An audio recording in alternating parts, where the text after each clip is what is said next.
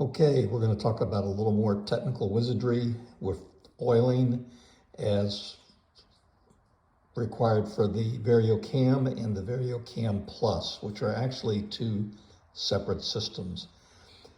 VarioCam takes the intake camshaft and it changes the timing by rotating the geared head with respect to the center line of the cams. Now, if I use two hands and grab both ends, I can sort of make this twist with respect to this, but it's pretty stiff, and I certainly can't do it by filming.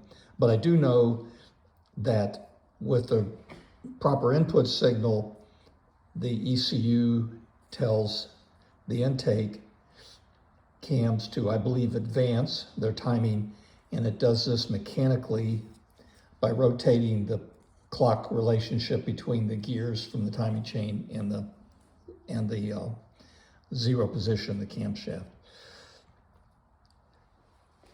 We were talking earlier about in the cylinder head, there's an oil supply hole here, and in this shell is where this part of the VarioCam sits in. So there's four features. There's a pin, there's a hole on this side, and then there's two holes up on this side. And if we look at the VarioCam, there's a blind hole for a pin. There's this hole that's going to be the oil in, and then these two holes are going to line up with these two holes.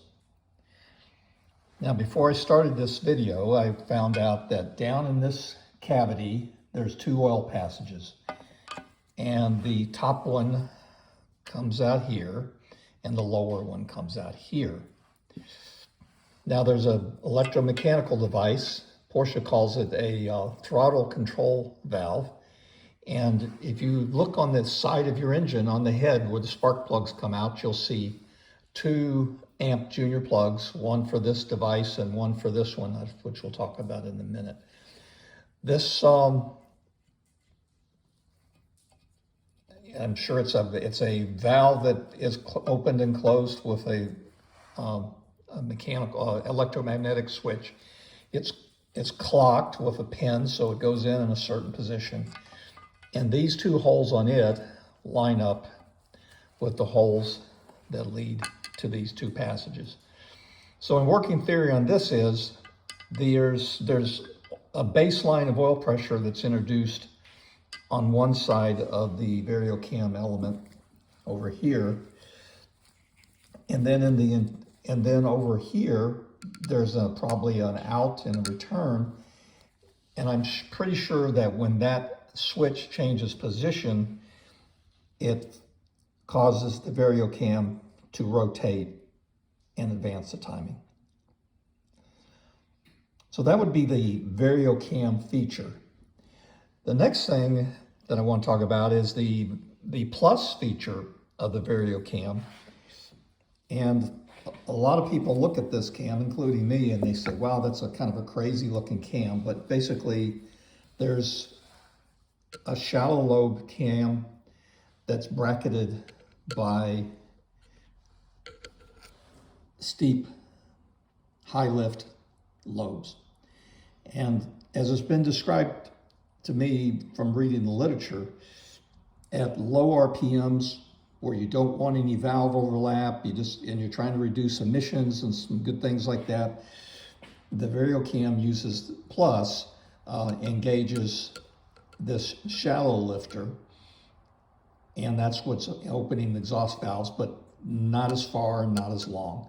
And then once you reach a certain RPM range, it switches over and it puts you onto these high lift cams, lobes, which then cause the exhaust valve, the intake valves to open and close more. So how does it switch from this to this? Well, that is an interesting question.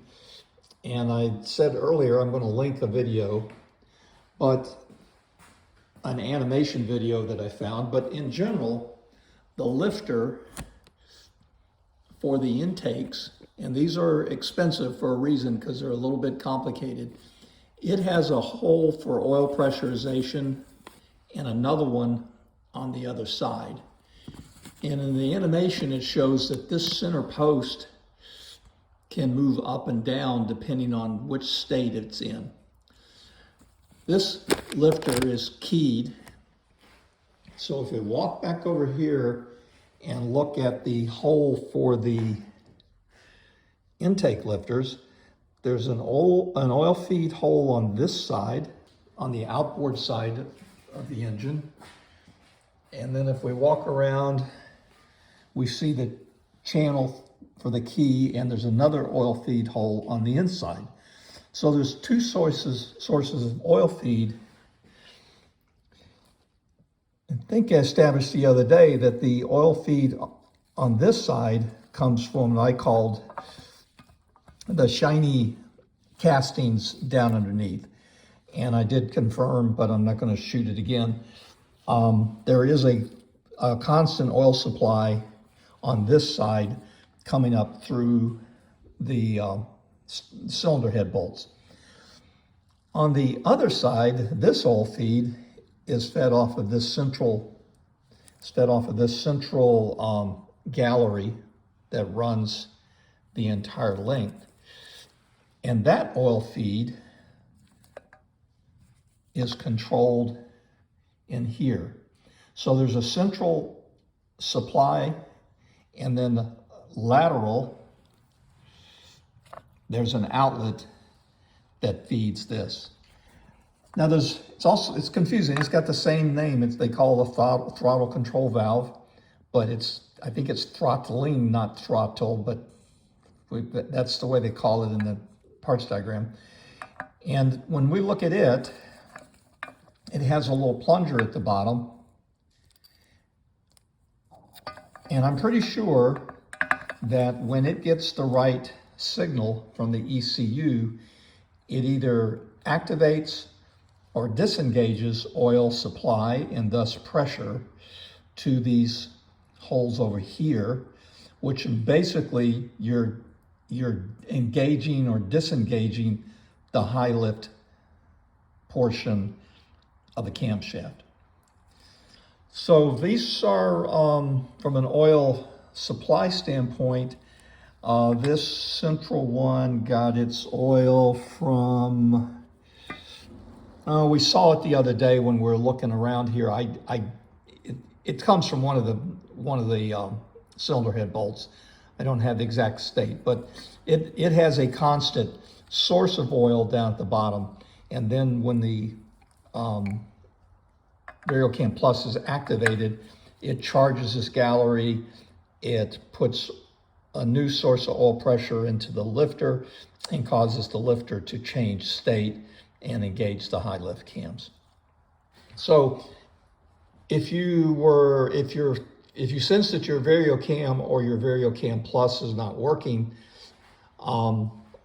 a likely candidate that would be fairly easy to just repair and replace and see if it would change anything is to replace the throttling control valves that I believe are accessible to some degree externally to the engine unit. I don't think you even, I took my cylinder head covers off, and these kind of fell out at some point during the process. But according to the shop manual, there is a way to reach in and grab these and pull them out.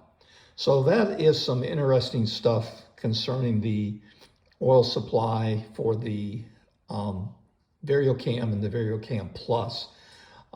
Just to wrap things up, the oil supply for the exhaust camshafts, our exhaust lifters, we covered the other day, is off of this header out through these holes.